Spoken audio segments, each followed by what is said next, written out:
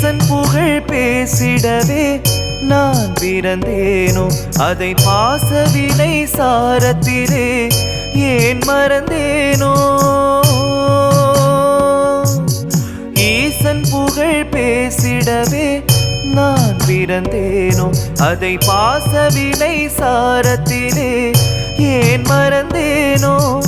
ஆசைகளை வேஷங்களை நான் விடுவேனோ அந்த மாசகன்ற சோதியனை சேர்ந்திடுவேனோ